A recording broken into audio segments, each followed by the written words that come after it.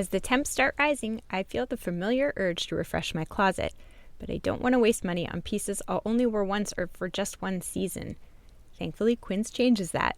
Their clothes are timeless, lightweight, and far more elevated than anything else at this price. It finally feels like my wardrobe matches my standards. The best part is that Quince only works with factories that use safe, ethical, and responsible manufacturing practices and premium fabrics and finishes, so you get to look good while feeling good. I'm pretty excited that I have upgraded my athleisure wardrobe for this summer. I bought a sweatshirt and a pair of wide-leg flow pants that are two of the softest items I own, and I plan to live in them. So join me in giving your summer closet an upgrade with Quince. Go to quince.com/POTC for free shipping on your order and 365-day returns. That's QUINCE.com/POTC to get free shipping and 365-day returns. Quince.com/POTC. So this is on any political topic. You can use it with kids of any age. The first one is always, what have you heard about that? And that is this important table setting. What have you seen on Instagram? What did you read? What did you hear from your friend? The second one is, what do you think about that? And that's where a child can go into synthesizing that information and saying, here's how I feel about this, or here's where my opinion is on this. The third one is, what do you know about that? Because there's such a gap between what we think and what we know. That was Lindsey Cormack on Psychologists Off the Clock.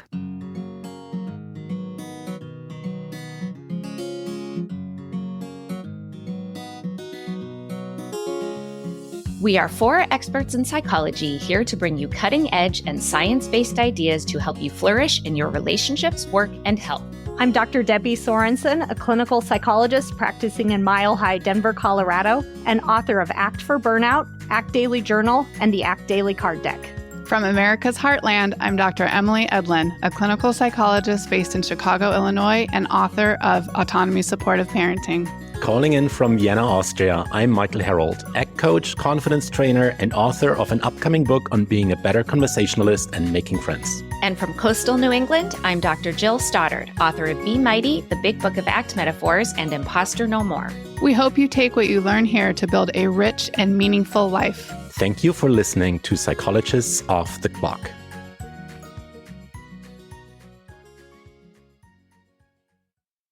Hi, everybody. It's Emily, and I am here today with Debbie to introduce a very timely episode with Lindsey Cormack about her new book, How to Raise a Citizen. So yes, we talk about politics, but hopefully in a refreshing and optimistic way that feels better than we usually feel in our day-to-day political world right now. And I know this is coming out weeks before our big election in the States, so feelings might be running high, which is a perfect time, I think, for this episode to come out. So Debbie, I'm curious what you thought listening to it.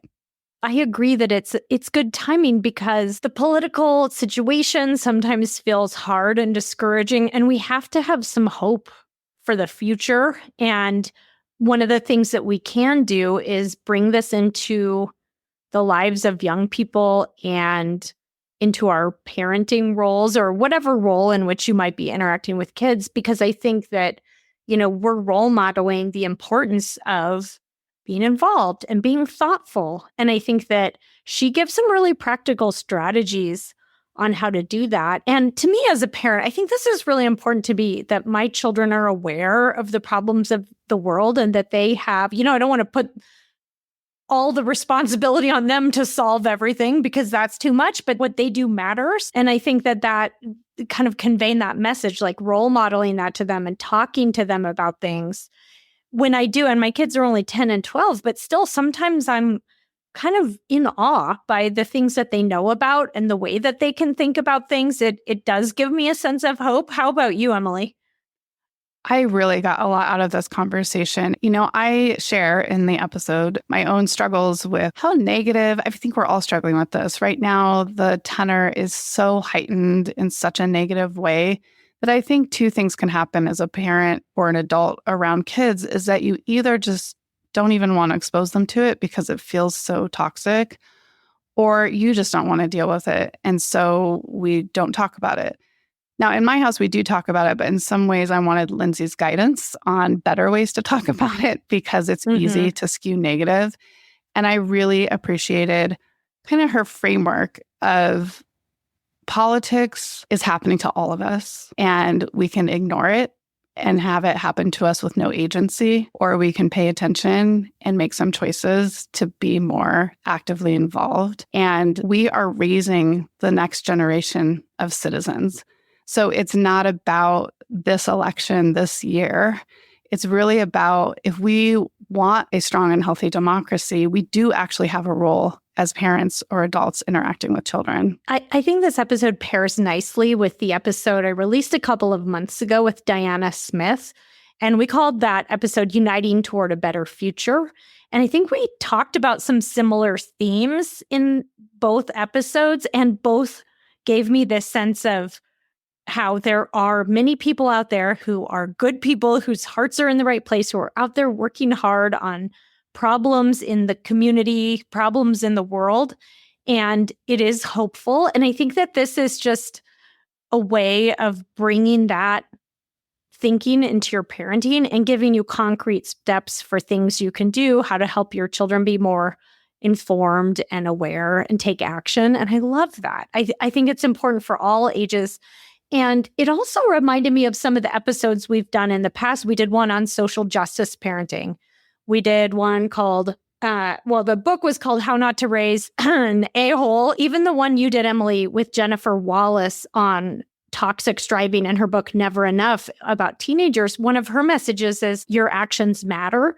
And also that it's really not great for kids to have them in this little bubble, right? We need them to be around people with different opinions, people from different backgrounds and that kind of thing. And so I actually think if you think about all these episodes together, it's like it gives me both as a citizen of the world and also as a parent, it gives me some sense of that my role as a parent isn't just to, give my kids the best childhood they could have or set them up for success. It's like, this is happening in a much bigger context of, my values around the world and wanting to convey that to them, but also wanting to parent in a way that is pro-social beyond just my own little family. And these days, with the internet and electronics and devices, our kids are more connected than ever to all kinds of sources of information. And so even if we're trying to shield them or think that we're protecting them by not bringing up the hard stuff, they're hearing about it. They know what's going on in the world. And I just realized how important it is. I want to be a primary source of information for them and to lead conversations in a way that they want to keep talking to me about it. And I think Lindsey has some great ideas for that. So I really hope listeners get a lot out of this episode. Hi, everyone. It's Emily, and I am here today. I am so excited to talk about how to raise a citizen with Lindsey Cormack. Lindsey Cormack is an associate professor of political science and director of the diplomacy lab at Stevens Institute of Technology in Hoboken, New Jersey. She earned her PhD in government from New York University and is raising a daughter on the Upper East Side. She currently serves as the secretary for Community Board 8 in Manhattan.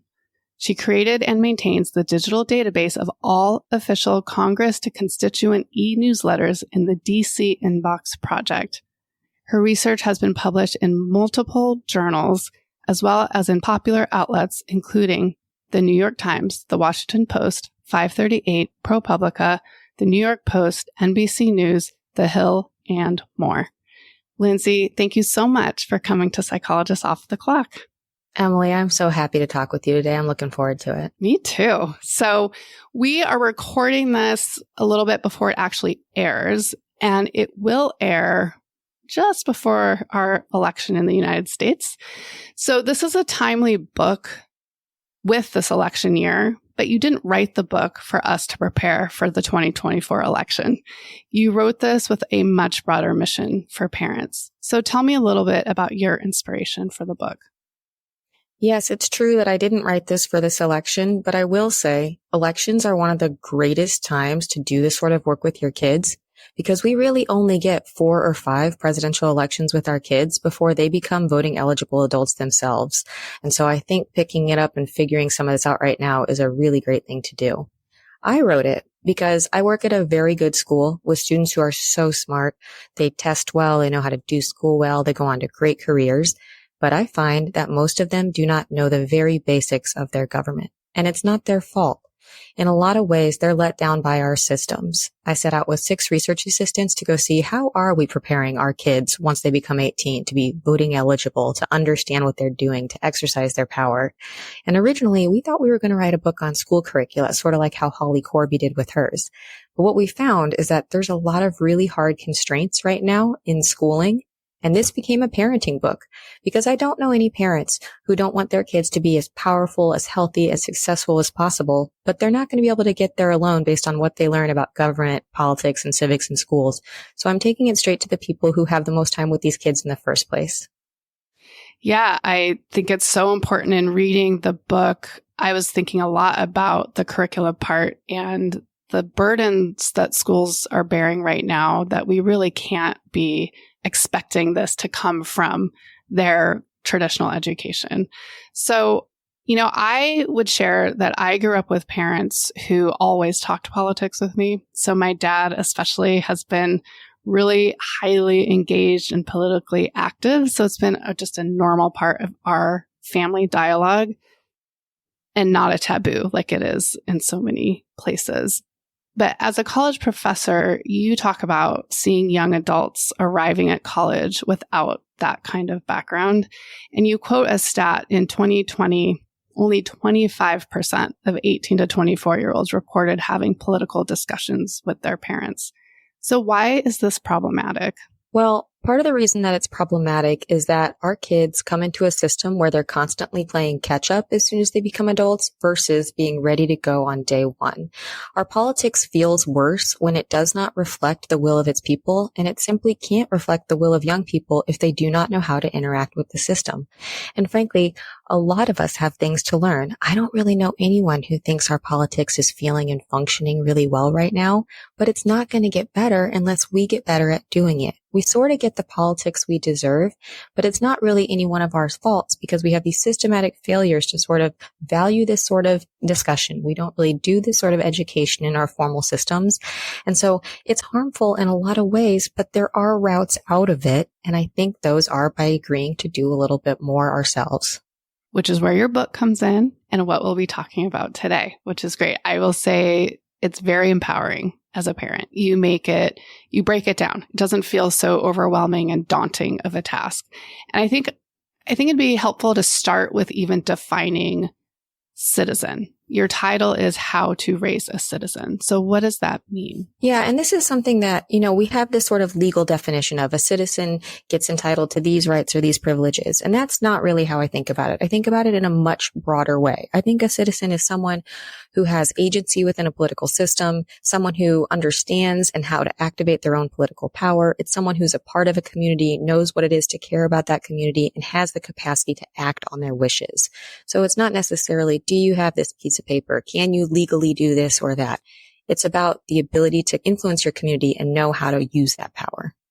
Yeah. And you use a phrase later in the book that I love, and you'll know why when I say it, which is politically autonomous children. And that's what you just described, is having that sense of agency. And my whole platform with autonomy supportive parenting. And this is actually an area of life I did not include. It didn't even occur to me. And it seems so obvious now that to have true agency in daily life is feeling that autonomy in how your community is operating and the systems are operating around you that influence your life. Yeah, and I think that autonomy, when I talk about how you should raise politically autonomous children, it's something where you're not just teaching them that they can operate on their own, they can figure things out, but it's something that tells them that they should stay curious about government. They should know where to look when they've got questions instead of just thinking someone else will deal with this or it's too over my head. So I think it's really helpful because it roots them and it shows them they can be effective on their own. Absolutely. So why is it important for parents to really accept this role of raising citizens? Well, point one is no one else is doing it. I mean, it's really variable across the United States how much instruction time your child is going to get. And, we don't have one uniform curriculum. We have 50 states who all get to decide how they're going to do it. They further devolve it down to school districts who further devolve it down to schools who really just tell the teachers, here's what we hope gets done, but you can't really, there's not a good assessment nationally. And so no one else is doing it. But it's also true that we stand to benefit. Our kids, if they understand their systems, they're less likely to fall into despair or be jaded or be cynical because they'll say, okay, I know how to do this. Like no one likes playing a game that they don't know the rules to. And so it's not surprising that they opt out of it. Another reason that parents need to do this is our kids are already getting messages on this that we need to work to combat. And what I mean by that is in the United States, we sort of have this pervasive narrative that politics is bad. The people in it are negative. They're out for themselves. They're egomaniacs. They're liars. And our kids get that message. They get it from traditional social media. They even get it from children's literature or children's entertainment. You'll oftentimes see like a mayor character who at best is like a bumbling doofus. Yeah. And at worst, they're like slick and out to do harm to their cities. Right. And so we as parents have to take on the role and say, you know what? There are bright spots for government. If you have nice roads, government had a hand in that. If you've got clean drinking water, someone in government cared to make that so. If you've got playgrounds or green spaces or spaces for seniors to congregate, yeah, someone in government cares about your community. And I think these are things that we shouldn't take on and say like, oh, I have to do this. It's like, what a benefit to show our child what it is to value the things that make our community great and work towards making them even better. Well, I think this brings to mind that maybe we need to evaluate our own attitudes about government and what politics means to us before we can have a healthier dialogue with our children. I think that's true. And I don't really hold parents today at fault for this because many of us were let down by systems that didn't prioritize this. And we were let down by norms. It sounds like not in your household, but in many parts of the United States, there's cultural and traditional norms that say like, you can't talk about this. It sits in this same sort of taboo bucket with like sex or drugs or religion or money. And when we don't have a practice of that, it's hard for us to value it. But truly, when I talk to people, they're afraid of these subjects. They don't want to feel like they're defensive or that they're going to offend someone or hurt someone's feelings. And oftentimes they feel out of their depth, like they just don't know enough. And so they don't want to have those conversations. So yes, we do need to change the way that we as adults think about this, but we are the adults in the room. We're the ones who are raising the next generation. We get to chart the course right now. And so it's really an opportunity versus something that you have to take on as like a task you don't want to do. Right. Another one of those parenting things that I have to do, right? Right. It's more of an opportunity. It's an opportunity. I think so. And we stand to benefit as well. We will learn things along the way, and you bond with your children in such a different way if you're thinking more than just our immediate concerns. Mm-hmm. Are you going to get to soccer? What are we going to have for dinner? It's like, no, we're existing in a much bigger world together. Let's learn about each other in that way. What really motivated me in reading your book was this idea of if our children are getting these messages from us and information and education, that this greater knowledge, then we know from the research translates to more participation in our system, and more participation nurtures a stronger democracy. So if we're all complaining and upset about the state of democracy, one way to have influence is to actually do what you're talking about and view our children as these future citizens that can strengthen our democracy. I think that is absolutely right. And something that I did in this past year, I was on sabbatical, so I had opportunities to do things I normally wouldn't, was I would walk around New York City wearing my shirt that says, "Let's talk politics." Or sometimes I'd sit down with this little sign that said, "Will you chat with me about politics for 3 minutes?" And I know it's like scary, like what's going to happen? People were afraid for me. But what I learned from doing this is a lot of people see themselves as like passengers of democracy, where they're like, oh God, this boat is going in weird directions and it's all janky and jerky around and I don't get it. And at the end of those conversations, I'd say like, well, I don't really think that we're passengers. I actually think we're the crew. Like if we want to write this, we're controlling the boat, not just riding along. And I think that's sort of a mindset shift that we would all do better to sort of think on, instead of feeling like someone else will take care of it, or, oh, I don't like how they're doing it. It's like, no, we are doing it. And so our kids can be the ones to see us change that and hopefully build upon it and have a better system because of it. So I'm so curious what that experience was like. Did you have many people engage with you? I mean, New York City has millions of tourists, and yes, I had, and you know what? I actually thought the t-shirt one wasn't going to work. And the first day I wore it, within like the first 45 seconds of being out in public, someone who normally wouldn't talk to me, he was someone who was, in Orthodox Jewish clothes. Those men don't typically come up and talk to me, but he was like, you want to do this? Let's do this. And so it was something where I got to engage with people who I normally wouldn't. I talked to doormen when I walked by their building, and they tell me why they don't like talking about politics or how it's hard and stuff. And it was just like a really wonderful thing. I'm definitely pro-social, and I enjoy talking to people. And I think one of the best things for my mental health has been like taking walks and having the opportunity to talk to people. So it was interesting. Wasn't always great. Sometimes I got, discussions that I didn't necessarily want to be in, or I heard things that I thought, that doesn't seem correct or true. But overall, I'm really glad I got to do it. Yep. Well, it's very inspirational. I do want to touch on the idea of misinformation. It's, kind of gone viral in our current world. And a point you make is that misinformation has more power when people aren't knowledgeable and engaged. So do you have ideas about how we got here and what we can do to get out of it? I mean, it's hard. We're going to be here for a while, right? I mean, I actually don't see a way out. We all live in our own sort of individuated, algorithmic media diets where what you're going to see is different. What I'm going to see, it's different than our kids are going to see. They're all seeing different things too. And so some people will ask me, how do we go to the correct sources, or how do we get accurate information? I think that's actually a really hard ask and maybe not the right solution to seek. I think instead is when you're having conversations with your children or with others about these things, it's important to understand what their inputs are. And so when I talk about questions to sort of guide these conversations, the first one I always put out there is, what have you heard about that? And when you're asking someone what they've heard about something, you're not saying defend your position or make sure your opinion is justifiable to me. It's just set the table with what you have heard. In the course of doing that, some of the stuff will be true. Some of the stuff might be what we consider misinformation, but it's hard to sort of know the routes of information that people get if we don't ask them and just assume that they've folded it into their opinions in the correct or accurate way.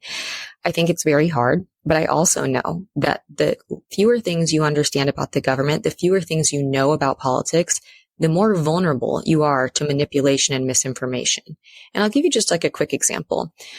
When Donald Trump was being impeached for the second time, there was like about 9 weeks of media coverage that was just like, oh my God, is it going to happen? Is it not? And a lot of my students were operating in this uncertain world because they didn't know what it took to be impeached. They're like, is there a jury? What happens here?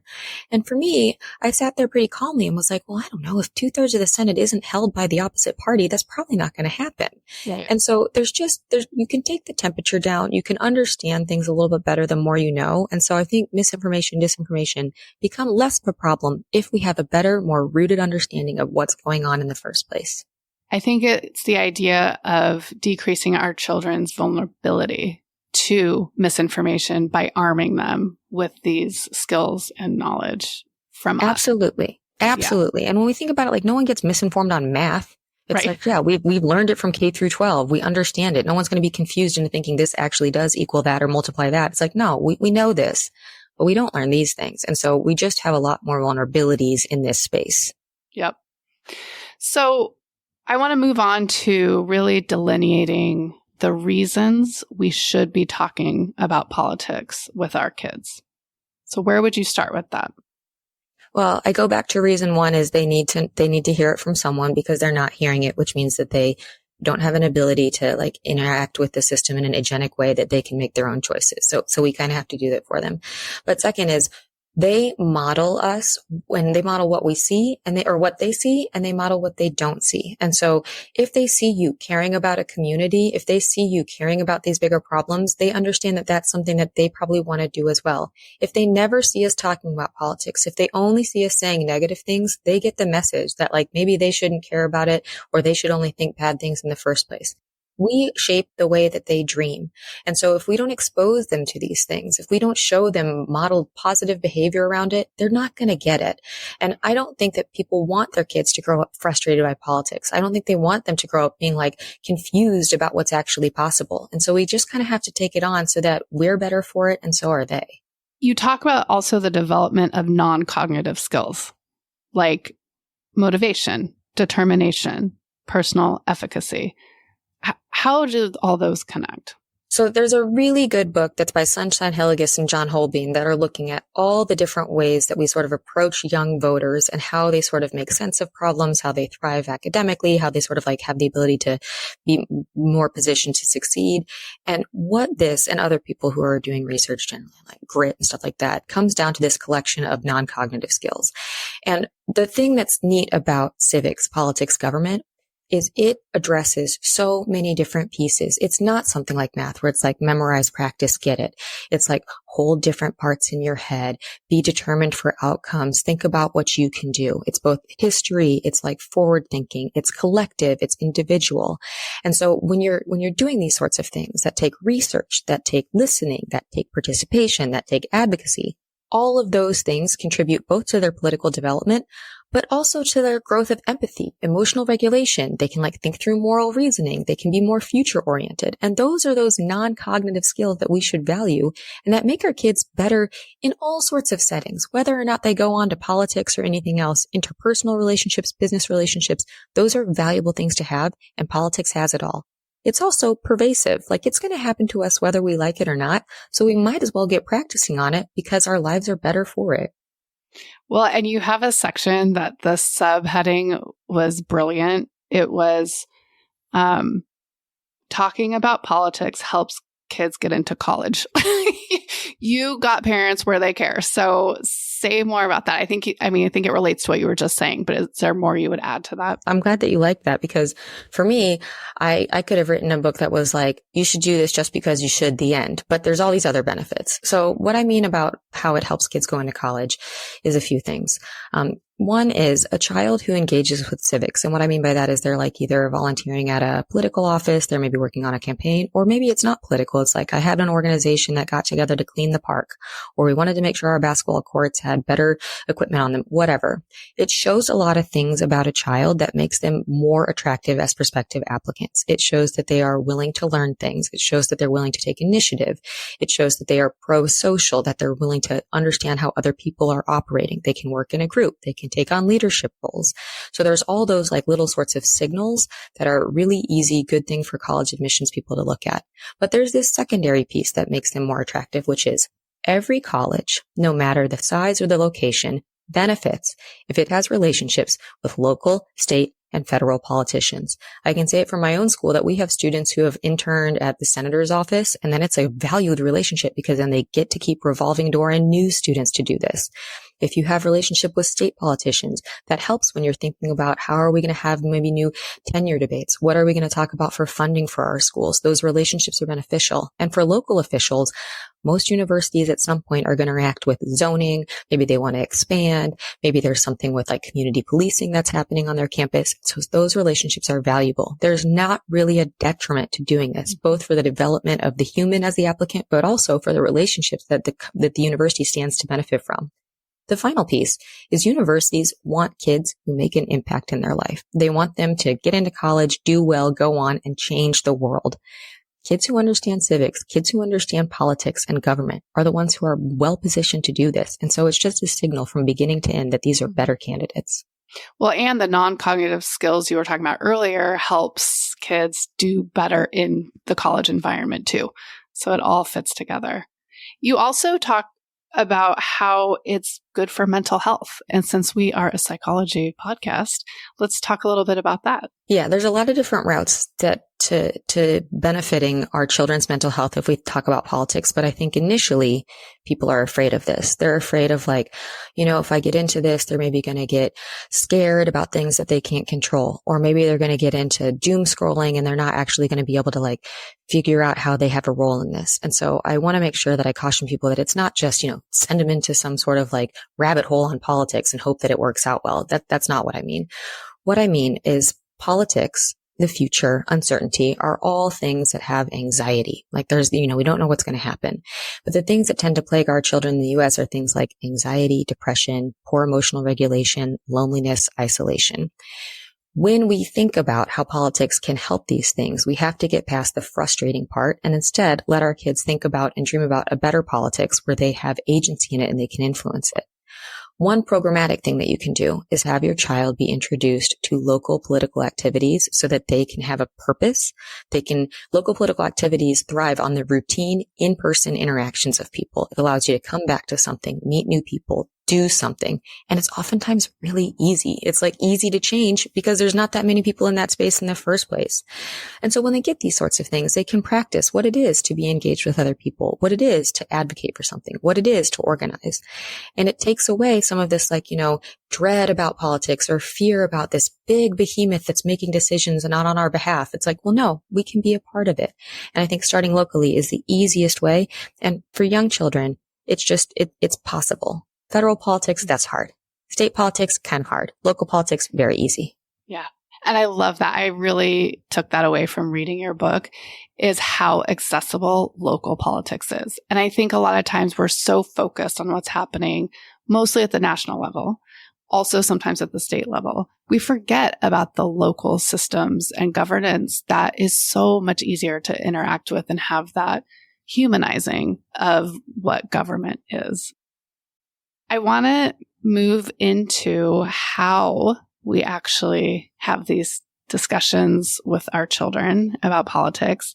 And I'm going to start with my personal disclosure that as I was reading your book, it kind of reinforced what I already thought was probably true about me. I need to talk less negatively about certain high profile politicians. And I genuinely want your help with this because for me, and I think for many, there's this heightened emotion that can be triggered, and especially in our current kind of tenor.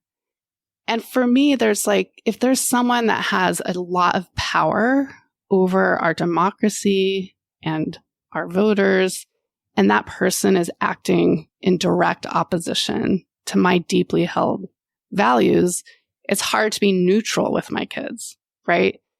And I think, for example, it's important, I want to point out to them what that person just said is racist and clearly racist, and this is why, or misogynistic, and this is why. And I do think those are important discussions to have, but I want to balance teaching values, which in this case means I can talk negatively about a politician, while also cultivating healthy, informed citizens. And you discuss a lot how this negativity can set the stage for our children's aversion to the overall system rather than their engagement. And in fact, there was a point in the book where I wrote "oops" in the margin next to the quote, "It's essential to maintain a discussion style that promotes understanding rather than blaming." So how would you help me, Lindsey? This is a great question and sort of a great conundrum that I think a lot of parents are in. The first thing I'd say is I wouldn't feel too bad about it. Like we're doing this for our first time. You're at this stage in your life for the first time, parenting this child for the first time. So we're all doing that as best we can. The second thing is I wouldn't tell parents, make sure they don't know your values, because the whole enterprise of why we're having kids is so we can hopefully raise little individuals who share some of our values. And when there are things that go over the line that seem extreme or seem to really cut against what you believe, I think that's fine to point out.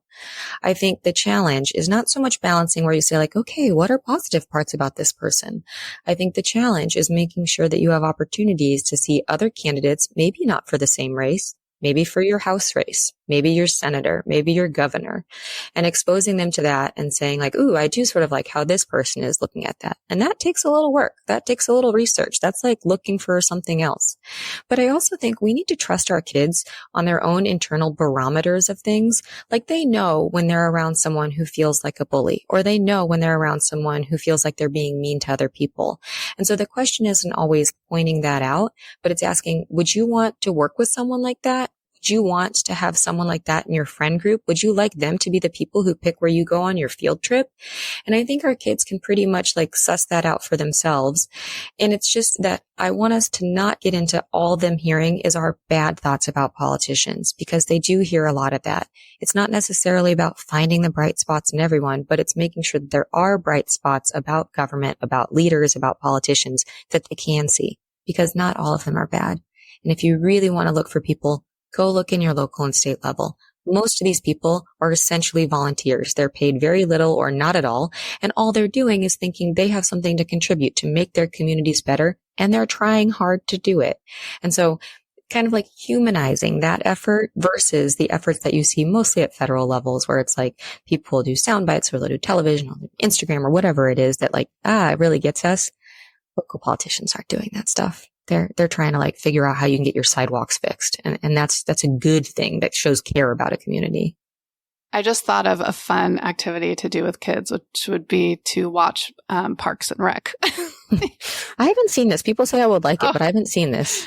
Well, what I love about it is it's, Amy Poehler's main character, like, is deeply passionate about helping the community be better. And that is her drive. It's very altruistic. She's very positive. You see it's like a funny ensemble cast and lots of other stuff is happening. But the whole idea is they're all working together to make a difference at a very local level.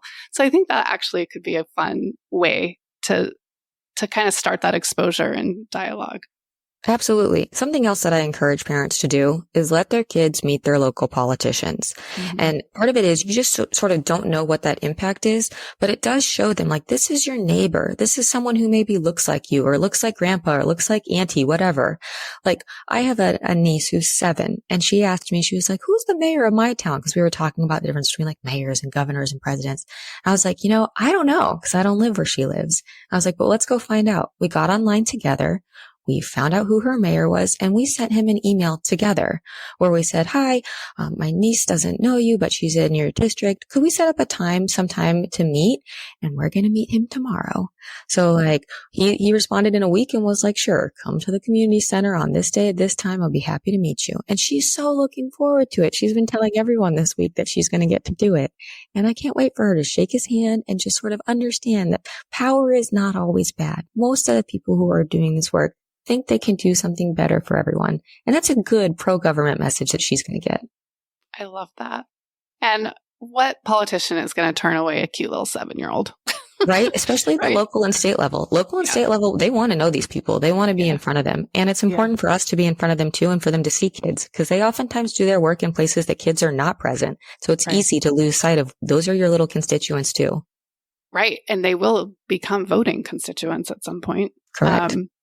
I know in our school district, they had our state senator come to the middle school and do kind of this assembly with them. So it was nice that the school actually made that happen.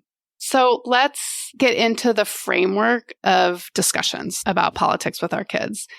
So it's not totally putting you on the spot. I'm going to pull out like the hallmarks that I took away just to kind of set the stage. 1, restrain our negativity. 2, model open-mindedness and willingness to hear different ideas. 3, which you've already been talking about, humanize government. And remember, we're setting a tone about how to talk about politics. And then I love this quote of yours, just to kind of keep us anchored in why we're doing this. The goal is to ignite curiosity, not to prescribe a certain political path. Yep, that's that's what this is all about. And I think one of the reasons you have to just like be a little bit more intentional with this is because they're going to get a lot of unintentionally negative, unintentionally turn off messages, ones that are not open to being persuaded, ones that are not open to hearing other sorts of modes of thought. And so it's important that we show them the value of doing it. And I think that's not just true for politics. That is true for navigating any sort of challenge in your life, any sort of relationship in your life. Like if we thought about a medical emergency or a medical challenge, you wouldn't say, I only want to hear the way that I think this is happening. It's like, no, you want to hear maybe some expert opinions, maybe someone who's experienced this before, maybe someone who had a different outcome or took a different path. It helps you make more sense of your world and get to better outcomes if you use these sorts of things and if you use it as your model for discussions with your kids, because then they can use that not only in politics, but in any other discussions they're going to have that are challenging. Right. So it's developing and honing these really important skills that transcend political discussions. It's about empathy and perspective taking and flexible thinking, which is really important. Being able to change your mind, for example, maybe. And also something I'd add is that I think they need to see us have a willingness to learn more. Like our kids do not need us to be little government trivia experts. They do not need us to have all the answers. No one does, and it's an impossible ask anyhow. That's not the ask of this book. The ask is, when you don't know something, show them that it's valuable to go learn more instead of being like, I don't know.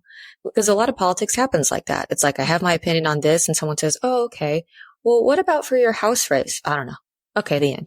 And so we need to just show them like not only those pieces that you mentioned earlier, but also it's okay to not know. It's just more important that you figure it out. Yeah, you really drill that home throughout the book. And in fact, I'll give a little shout out that the second part of your book does give us a lot of information of the basics of the Constitution and federalism. I mean, you do a really nice job of giving us a reference. And it was kind of, I was reading it in the car with my family and I was like, oh, did you know this? Like it was there's some really interesting nuggets in there, like how much George Washington was paid, what that would look like today. So it's kind of fun to go through that and realize I thought I knew this stuff, but there's much more I could be learning. Yeah, I really liked how I wrote it in that way too, because it sort of is a book that says like, hey, everyone, we have a problem. Here's how we got to this problem. Here's how we can get out of it. And don't worry if you feel like you don't know enough, because the rest of this is going to give you some little basics so you can get started. And it's not really like scoldy or finger waggy. That's like, I can't believe you don't know this. It's like, guess what? No one does. We all were failed by these systems. Let's just get on with it and try to figure it out in a better way. You talk about how every state has different requirements. And in our state, in Illinois, there's a 7th grade constitution test that they have to pass. So for one part of their 7th grade year, they really know the Constitution. That sounds fun. And that is good. And you're right. It's different in every state. And, you know, there are arguments of like, should they have a citizen test? Should they have a Constitution test? I don't have a lot of like yes or no's on that. I do know that we need more because the way that we do it is a little bit too little, a little bit too late. And it's just deprioritized compared to every other subject. Yes, unfortunately. So I want to talk about how to gear our interactions with our kids based on their ages. And you get into this in the book. So let's start with younger children around ages 5 to 9. Yeah. So the reason that I start there is because a lot of times we think like, oh, those kids aren't getting any messages about politics. They are. They're also learning messages about politics. If you like ever listen to like a young child sort of like make up a game with their friends or decide like what's fair, what's not fair, who gets to play this role or that, that's all politics. That's like jockeying for power. That's advocating. That's rulemaking, whatever. So they can do this sort of thing. But I think what's important at that age is you should just be working on exposure and vocab building. So that's like letting them see, you know, what is a president? Maybe you say the word governor. Maybe they know that. You're not going to be quizzing them. You're not going to be flashcarding with them. It's just like, let's make sure this isn't off limits. Let's make sure you can kind of see that in the back of your mind, this is a value and we care about these things. We don't get quiet when our 7-year-old walks in the room and we're talking about this. Sure, you might have to modify the sorts of discussions that you're happening. They might be scary. They might be hard. They might be controversial, but it's making sure that you're open to exposing them to the very, very basics.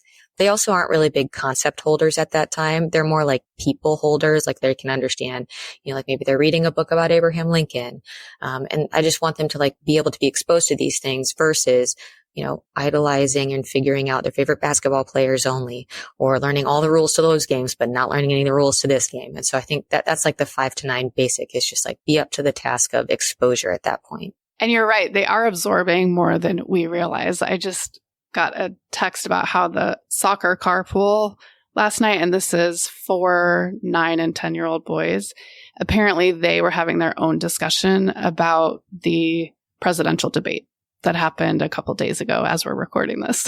It's unavoidable, right? It is. Right. It's unavoidable. It's pervasive. It's everywhere. And that's especially true when we have younger and younger children having access to internet in their pockets on their phones and their computers, tablets, whatever.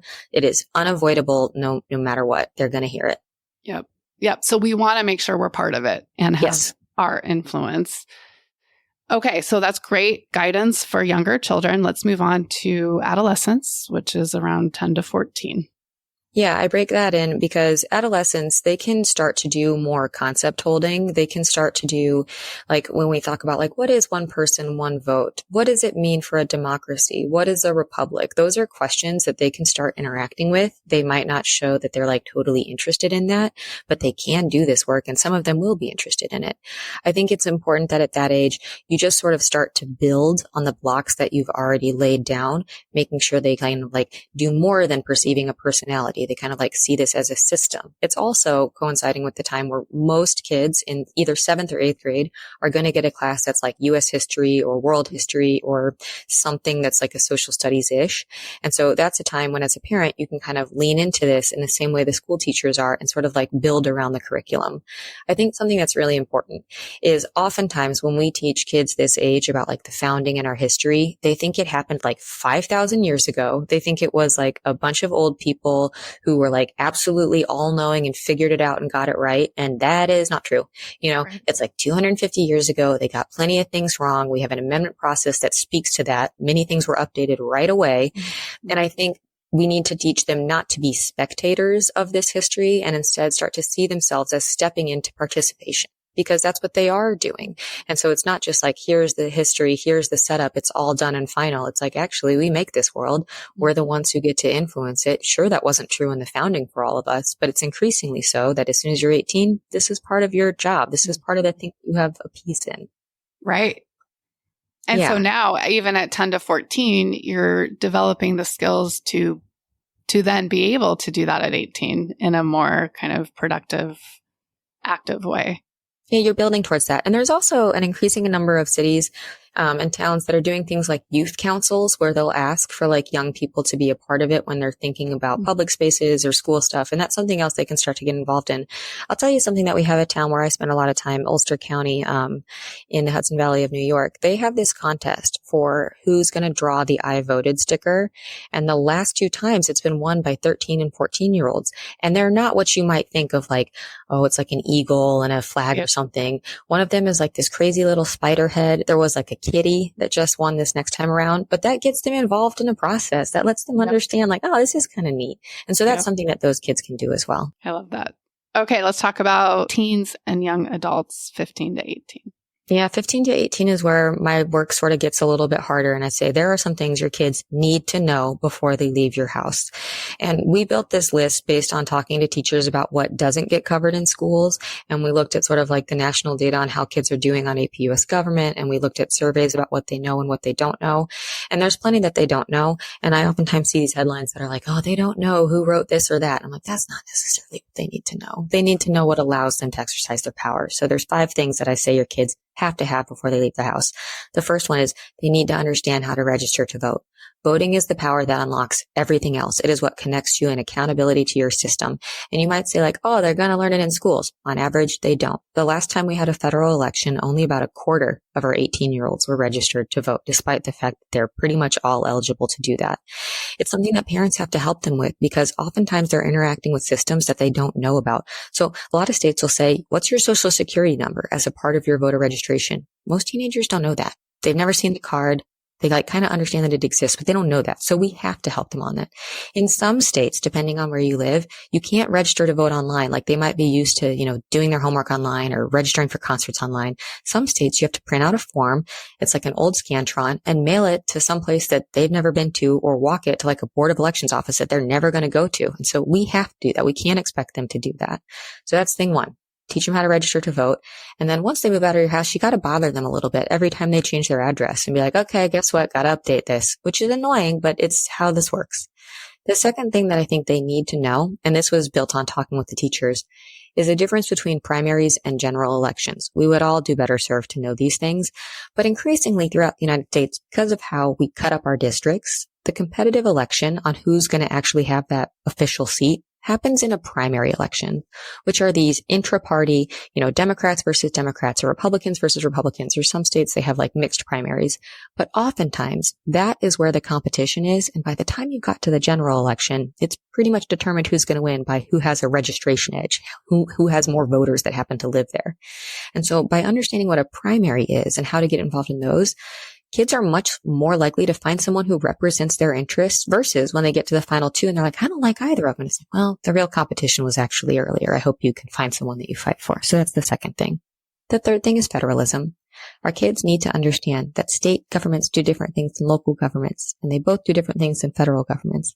And the reason for that is we get so wrapped up in federal politics. Not our fault. Our media focuses on federal politics. Local and state papers are closing in record numbers. So it's understandable why we're here. But so many of our quality of life decisions happen at the state and local level, especially for things that young people care about right now. When we think about access to reproductive health care, that's a state priority right now. That's happening at the states. When we think about things like marijuana licensing, that's happening at the states. When we think about gun licensing, that happens at the states. And so there's just an unawareness of where the levers get to be pulled to change policy that our kids would be better served if they knew this, because then they can understand where to direct their attentions, and if they have frustrations, where to point them at. The last thing is, I think all of our kids need to read the Constitution before they leave our house. I understand it is a hard ask because you're not going to sit down and be like, okay, guys, we're all going to do this together. But you can, in the course of a 15 to 8-year-old span, have conversations on your commutes. You can do this on walks. It's not that long. If you print it out, it's like 19 pages. And the reason that I think this is important is it is our charter of government. It is the rules of the game. They don't need to be experts on all of the amendments. They don't need to make sure that they know what Article 4 does differently than Article 3 necessarily. But they need to be exposed to it, know that they can come back to it, and understand that, guess what? This is the same rule book that we all have to play by. It'll root them. It'll help them understand the systems better. And the last one is sort of like an umbrella. They need to have practice having hard conversations. And the reason that's in there is, as a college professor, I get to see students who come from all different types of households. But in the last 10 years, I will say there is a marked increase of kids who are afraid of offending someone else, and they're afraid of sitting in discomfort themselves. And so I always have to level set at the start of my classes to be like, guess what, guys? This sort of emotional or ideological security is not a guaranteed part of education. Part of education is stretching. Part of it is being uncomfortable. Part of it is hearing other people's perspectives. And if they don't have practice in their house, they might not get it in their schools, because our schools are so single-mindedly obsessed with getting students who can get good test scores to get into good colleges. And so it's important that we do that in our homes. And I'll just chime in here that difficulty with feeling discomfort I see it as so pervasive right now, from the wellness industry promoting this idea that we should always feel good, to parents really struggling with watching their children in pain or under stress and wanting to rescue them. There's just this sort of generalized cultural difficulty with discomfort. And obviously that plays out in politics. And it doesn't help that we're all fed media diets that are meant to make us pretty comfortable. Like, we are used to that in every sort of way. And so while it is an uphill battle, it's something we have to do, because politics is uncomfortable. We have competing visions about what we want our outcomes to be. So we have to be able to sit with that. And I think it doesn't just help in politics. It helps in all the ways you were saying. And it also helps in relationships. I oftentimes find kids, they're just doing their first relationships, but as soon as something feels off, they're like, never mind. This one isn't the one for me. You're like, I don't know, guys. Sometimes you got to sit with a little discomfort to figure this out. And you're not used to doing it yet. Right. And so to apply that to parents wanting to have these discussions with our children and raising a citizen over the 15 to 18 years we're raising them, we need to be okay with a little discomfort and modeling that. So if our child comes to us with what feels like a completely polarizing viewpoint, how we respond is really important in that moment. Absolutely. And I do have parts in the book where I talk about, if your child comes to you with something that feels like an extremist viewpoint or something that feels like it's dangerous to other people. And those are serious discussions, and that's harder. And at the end of it, I have 7 steps. And at the end of it, I'm like, and if you're not feeling like you're getting to a place, this is a seek outside help. This is seek licensed counsel on how you deal with these things.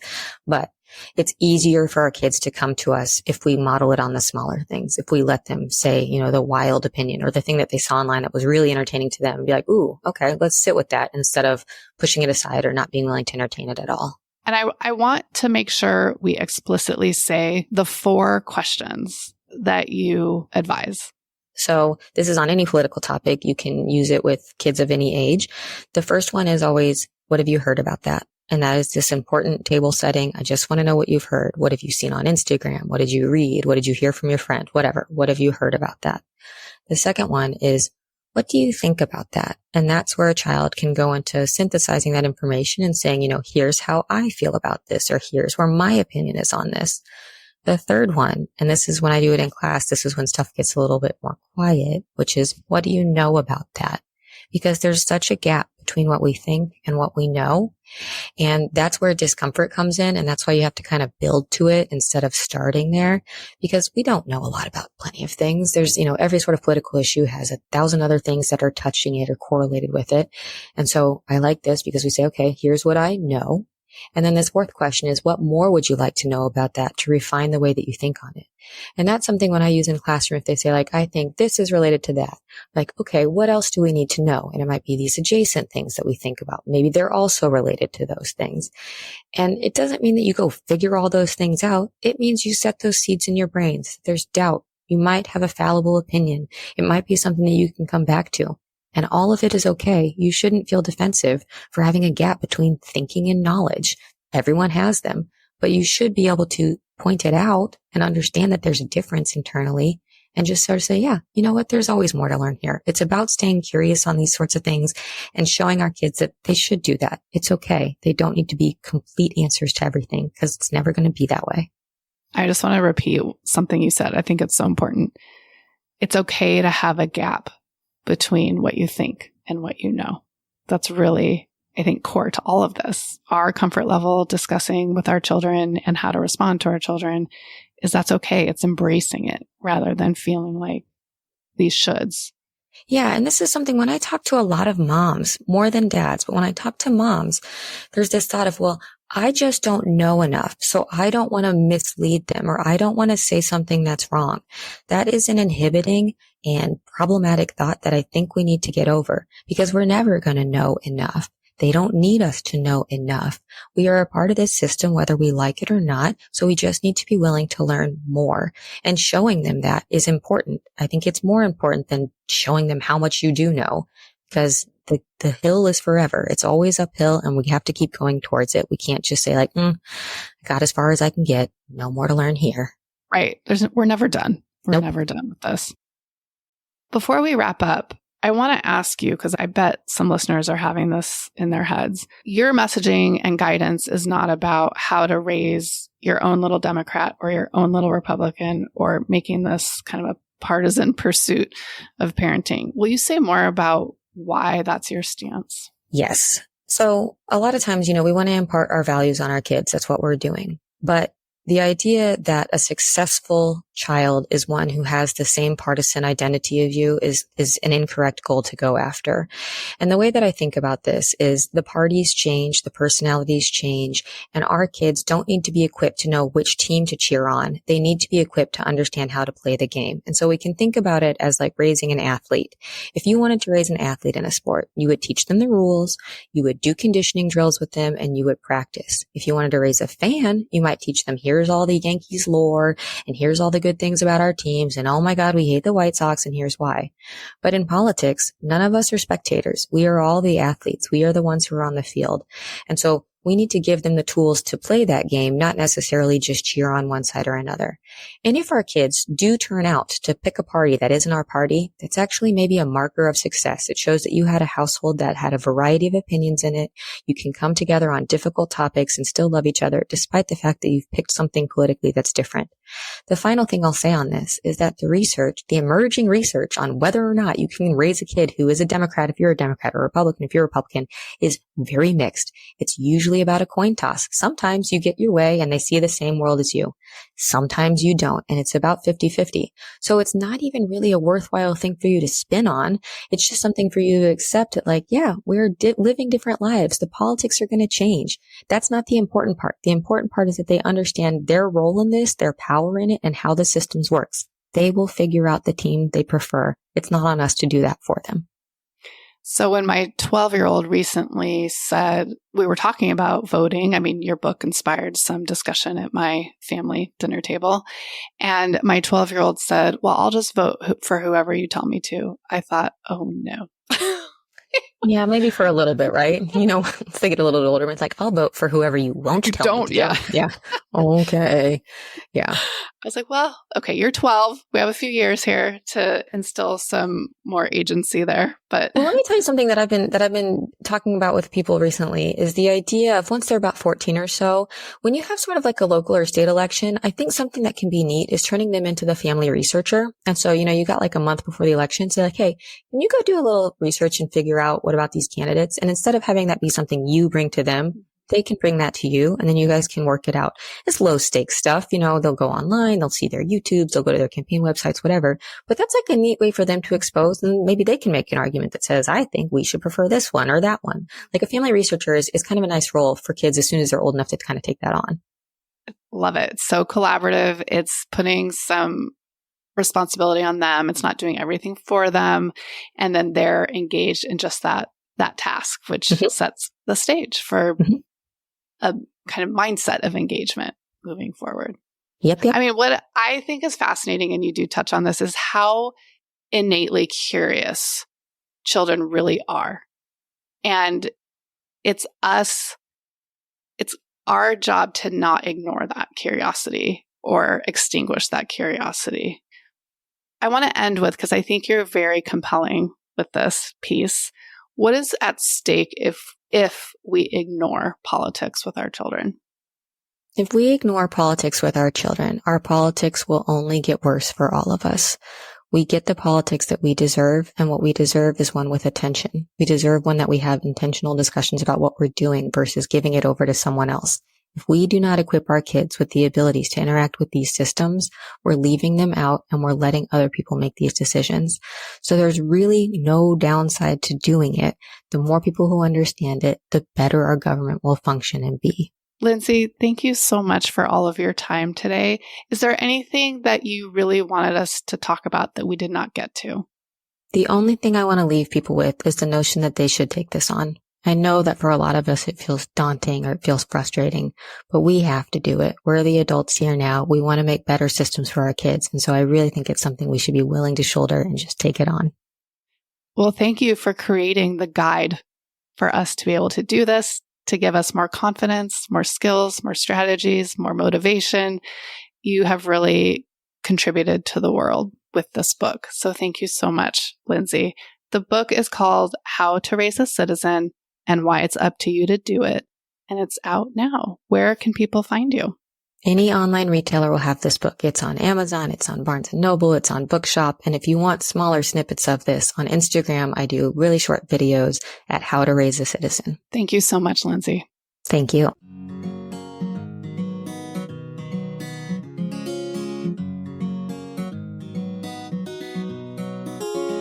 Thank you for listening to Psychologists Off the Clock. If you enjoy our podcast, you can help us out by leaving a review or contributing on Patreon. You can get more psychology tips by subscribing to our newsletter and connecting with us on social media. We'd like to thank our podcast production manager, Jadine Stout-Williams. This podcast is for informational and entertainment purposes only and is not meant to be a substitute for mental health treatment. If you're looking for mental health treatment, please visit the resources page of our website, offtheclockpsych.com.